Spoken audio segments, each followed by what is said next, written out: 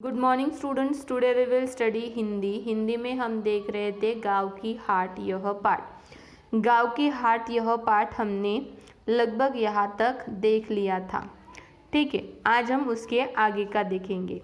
तो हमने क्या देखा था कि वहाँ पर लेखक ने गांव में हाट देखा और वह हाट कौन से दिन रहता था? बुधवार को रहता था। जलपान समाप्त करके सब लोग थोड़ा थोड़ा आराम करने लगे। हमारे पास थोड़ा समय था। चाचा जी मुझे हाट दिखाने ले चले। सभी वह क्या कर रहे थे? गांव वालों को सुदूर शहर जाकर सामान लाने बहुत असुविधा होती थी, इसलिए गांव में हाट भरता था। तो चलते चलते इन लोगों ने भी जलपान समाप्त करके उनके पास थोड़ा समय बचा हुआ था, तो वो भी वह हाट देख के वहाँ दिखाने चले गए। मैंने पहली बार गांव की हाट देखी। मैंने वहाँ एक छोटा सा किंतु घटा हुआ बाजार देखा।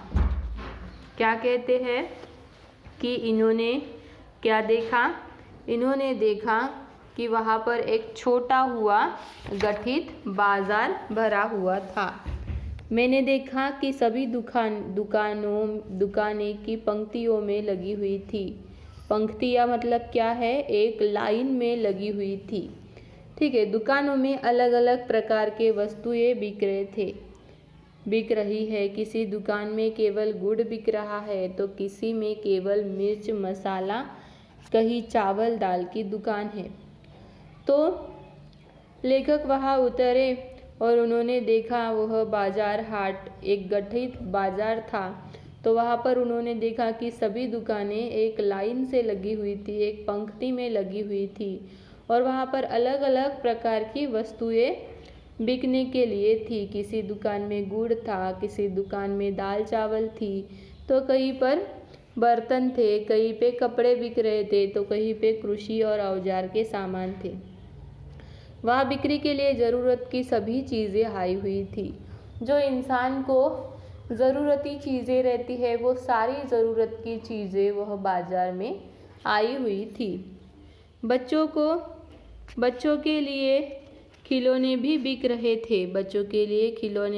रहे थे।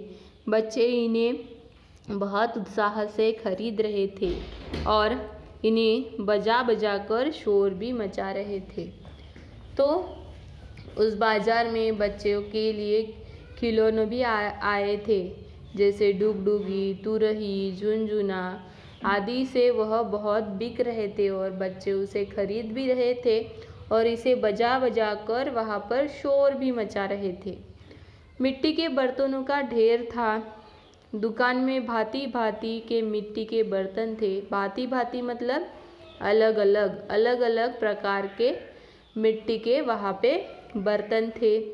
रोटी बनाने के लिए तवे, सब्जी पकाने के लिए कढ़ाइयाँ और चावल पकाने के लिए छोटी बड़ी हांडियाँ भी थी। तो लेखक क्या कहते हैं कि वहाँ पर सभी प्रकार के दुकानें थी। तो वहाँ पर मिट्टी के बर्तनों को भी दुकानें थी, सब्जी पकाने के लिए कढ़ाइयाँ, छोटी बड़ी हांडियाँ वहाँ पर थी, पानी रखने के लिए बड़े बड़े घड़े भी वहाँ पर थे। मिठाई की दुकानें में लड्डू, पेड़े, खाजा, बालूशाही आदि मिठाइयों की भरमार थी। और मिठाइयों के दुकानों में क्या थे?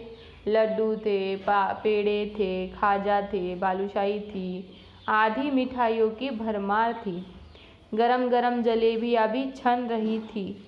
स्त्री पुरुष, बड़े बुढ़िया, बच्चे बच्चियाँ दुकानों में बैठकर मिठाइयाँ और जलेबियाँ खा रहे थे। तो वहाँ पर मिठाइयों की भी दुकान थी। मिठाइयों में सभी प्रकार की मिठाइयाँ भी थी और सभी प्रकार के बच्चे, बूढ़े, बुढ़िया, बच्चियाँ सभी पे वहाँ पर बैठकर आनंद से खा रहे थे। बड़ा ही मनोरम दृश्य था। यह देखना बड़ा ही मनोरम था। मनोरम मतलब आनंदी था। दुकानदार बेच रहे थे, खरीदार खरीद रहे थे, लोग मुलाकातें भी कर रहे थे और बातें भी कर रहे थे। तो वहाँ पर दुकानदार बेच रहे थे, लोग खरीद रहे थे और आपसी में लोग एक दूसरे से बातें भी कर रहे थे। ऐसा लग रहा था कि यह हाट नहीं, एक छोटा सा मेला है। यह देखकर उन्हें लगा कि ऐसा लगता है कि यह हाट नहीं, जैसे एक छोटा सा मेला हो, जैसे एक छोटा सा मेला हो। मैं गांव की हाट से वापस लौटना नहीं चाहता था, मुझे वहाँ रहना बहुत अच्छा लग रहा था। तभी उन्होंने कहा कि मुझे वह बहुत अच्छा लगा, गांव की हाट मुझे बहुत अच्छा लगा और मैं वहाँ से लौटना नहीं चाहता था। लेकिन समय का बंधन था, मैं बारात का बाराती था और फिर चाचा जी का चलने का आदेश भी मिल चुका था। मैं तुम्हें सलाह दूंगा कि एक बार गांव की हाट अवश्य देखो। गांव की हाट में जो आनंद है वह शहर के बाजार में कहाँ। तो उन्होंने क्या कहा कि मुझे तो वहाँ से लौटने की बिल्कुल ही इच्छा नहीं थी, लेकिन मैं बंधा हुआ था, मैं एक बारात का बाराती था और चाचा जी का आदेश भी था, तो मुझे वहाँ से जाना ही था।